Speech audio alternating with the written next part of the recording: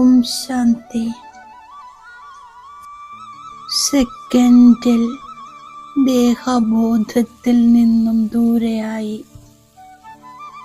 ഞാൻ എൻ്റെ സ്വസ്വരൂപത്തെ കാണുന്നു. ഈ ദേഹത്തിൽ വിരാജമാനായി മസ്തകമധ്യത്തിൽ തിളങ്ങുന്ന ഞാൻ ഒരു ജ്യോതിപുഞ്ചമാണ്. വിദേഹി ആത്മാവാണ്. വിദേഹിയായി വിദേഹി ബാബയുടെ ഓർമ്മയിൽ ഞാൻ ലയിച്ചിരിക്കുന്നു. ഞാൻ സ്നേഹത്തോടെ വിദേഹി ബാബയെ ആഹ്വാനം ചെയ്യുന്നു. ബ്രഹ്മ ബാബയുടെ പ്രകാശ ശരീരത്തിൽ വിരാജമാനായി വിദേഹി ശിവബാബ എൻ്റെ മുന്നിൽ ഉപസ്ഥിതമായിരിക്കുന്നു. ഞാൻ സാക്ഷാൽ സർവശക്തിവാൻ ബാബയുടെ സന്മുഖത്തിലാണ്. ഞാൻ ബാബയുടെ ദിവ്യ തേജോമയ രൂപത്തെ കാണുകയാണ്. ബാബയുടെ സർവശക്തികളും തേജസ്വി ദിവ്യകിരണങ്ങളുടെ രൂപത്തിൽ 4 ഭാഗത്തും വ്യാപിച്ചിരിക്കുന്നു. ഞാൻ അനുഭവം ചെയ്യുകയാണ് ബാബയുടെ വരദാനി ഹസ്തം എൻ്റെ ശിരസ്സിനു മുകളിൽ വെച്ച് ബാപ്പദാദ എനിക്ക് വരദാനം നൽകുന്നു. കുട്ടി, തീവ്ര പുരുഷാർത്ഥി ഭവ, സർവശക്തി സമ്പന്ന ഭവ. വരദാനങ്ങളാൽ ഭർപൂറായി ഞാൻ ആത്മാ വിദേഹി സ്വരൂപത്തിൻ്റെ അനുഭവം ചെയ്യുന്നു. സദാ ആത്മിക് സ്ഥിതിയിലിരുന്ന് ഞാൻ ദേഹത്തിലൂടെ കർമ്മം ചെയ്യുന്നു. ഇപ്പോൾ എനിക്ക് ദേഹബോധമില്ല. സങ്കല്പത്തിലും സ്വപ്നത്തിലും വ്യക്തഭാവമില്ല. ഞാൻ സദാ ഈശ്വരീയ ലഹരിയിലിരിക്കുന്നു. സർവപ്രാപ്തി സ്വരൂപത്തിൽ സ്ഥിതമാകുന്നു. സദാ ബാബയെ പിന്തുടർന്ന് ഞാൻ കർമ്മസംബന്ധം പരിപാലിക്കുന്നു. കർമ്മബന്ധനങ്ങളിൽ നിന്നും പൂർണ്ണമായും മുക്തമാക്കുന്നു. ശരീരത്തിൻ്റെ ബന്ധനങ്ങളിൽ നിന്നും മുക്തമാകുന്നു.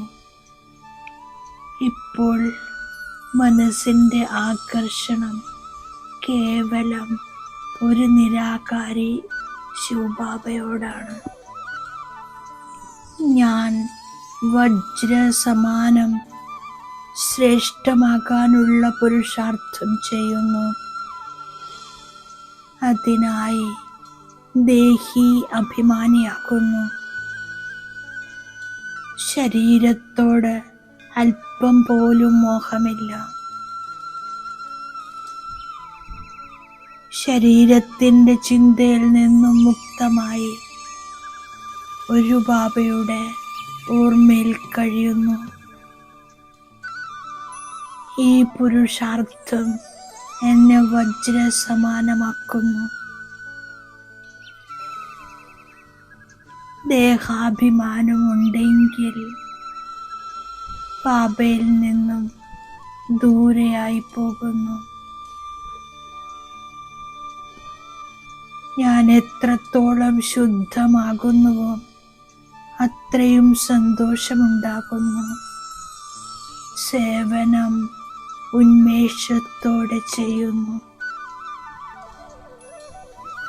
ഈ ശരീരത്തിൽ കഴിഞ്ഞുകൊണ്ട് ഞാൻ കർമാതീത അവസ്ഥ പ്രാപ്തമാക്കുന്നു. അതിനാൽ ഞാൻ ഈ ശരീരത്തിൻ്റെ സംരക്ഷണം ചെയ്യുന്നു. ബാബ മനസ്സിലാക്കി തരികയാണ്, യോഗബലത്തിലൂടെ പാപത്തെ മുറിക്കുമ്പോൾ സന്തോഷത്തിൻ്റെ അളവ് വർദ്ധിക്കുന്നു. ശുദ്ധമാകുമ്പോൾ മറ്റുള്ളവരെയും ശുദ്ധം അഥവാ യോഗിയാക്കാനുള്ള ഉന്മേഷമുണ്ടാകുന്നു. ഞാൻ രാജയോഗി അഥവാ രാജഋഷിയാണ്. ബാബയുടെ ആജ്ഞയാണ്, കുട്ടികളെ, നിങ്ങളിപ്പോൾ വജ്രസമാനമാകണം. ബാബ എന്നെ ദേഹി അഭിമാനിയാക്കി മാറ്റുന്നു. ഞാൻ ചെക്ക് ചെയ്യുകയാണ്, എത്ര സമയം ഞാൻ ബാബയുടെ ഓർമ്മയിലിരിക്കുന്നു. ഇപ്പോൾ ആരുടെയും ഏകരസസ്ഥിതി എത്തിയിട്ടില്ല. എത്ര പരിശ്രമിക്കുന്നുവോ അത്രത്തോളം വികൽപ്പം അഥവാ കൊടുങ്കാറ്റുകൾ വർദ്ധിച്ചു കൊണ്ടിരിക്കും. ഞാൻ ബാബയിൽ നിന്നും സുഖം നേടുന്നു. രാജ്യാധികാരം ബാബയിലൂടെ പ്രാപ്തമാക്കുന്നു. എത്രത്തോളം ബാബയെ ഓർമ്മിക്കാനുള്ള പുരുഷാർത്ഥം ചെയ്യുന്നു, അത്രയും പ്രയോജനമുണ്ടാകും. ഞാൻ ഈ അന്തിമ ശരീരത്തിലിരുന്നു കൊണ്ട് പുരുഷാർത്ഥം ചെയ്ത് കർമാതീത സ്ഥിതി പ്രാപിക്കുന്നു. ജീവിച്ചിരിക്കെ ബാബയെ ഓർമ്മിച്ചുകൊണ്ടേയിരിക്കണം. എത്ര കാലം ജീവിച്ചിരിക്കുന്നുവോ അത്രയും ബാബയെ ഓർമ്മിച്ച് ഉയർന്ന സമ്പത്ത് നേടണം. അതിനാൽ ശരീരത്തെ നിരോഗിയും ആരോഗ്യമുള്ളതുമാക്കി മാറ്റണം. ഇതിലിരുന്ന് പുരുഷാർത്ഥം ചെയ്ത് ദേവീ ദേവതയാകണം. എത്രത്തോളം ബാബയെയും സമ്പത്തിനെയും ഓർമ്മിക്കുന്നുവോ അത്രയും നാരായണീ നശ വർദ്ധിക്കുന്നു. ബാബയെ ഓർമ്മിച്ച് മുക്തി ലഭിക്കുന്നു. മന്മനാഭവ. നിരഹങ്കാരിയായ ബാബ അനേക ജന്മങ്ങളുടെ അന്തിമത്തിൽ വരുന്നു. ബാബ പറയുന്നു, കേവലം എന്നെ ഓർമ്മിക്കൂ എങ്കിൽ നിങ്ങളുടെ വികർമ്മം വിനാശമാകും. കലിയുഗമാകുന്ന പർവ്വതത്തെ മാറ്റുന്നതിനുള്ള ഒരു വിരൽ സഹായം ഞാൻ ചെയ്യുകയാണ്. നരകവാസികളെ സ്വർഗവാസികളാക്കാനുള്ള സേവനം ചെയ്യുന്നു. ബാബയുടെ നിർദ്ദേശമാണ്, ബാബയ്ക്ക് സമാനം നിരഹങ്കാരിയാകണം. ശരീരത്തിൻ്റെ സംരക്ഷണം ചെയ്തുകൊണ്ട് ബാബയെ ഓർമ്മിക്കണം. ആത്മീയ സേവനത്തിൽ ബാബയുടെ സഹായിയാകണം. ഉള്ളിലൊരു ഭൂതത്തെയും കഴിയാൻ അനുവദിക്കരുത്. ആരോടും ക്രോധിക്കരുത്. എല്ലാവരോടും സ്നേഹത്തോടെ നടക്കണം. മാതാപിതാവിനെ അനുകരിച്ച് സിംഹാസനധാരിയാകണം. ഞാൻ ബാബ തന്നിരിക്കുന്ന വരദാനത്തിൻ്റെ സ്വരൂപമാകുന്നു.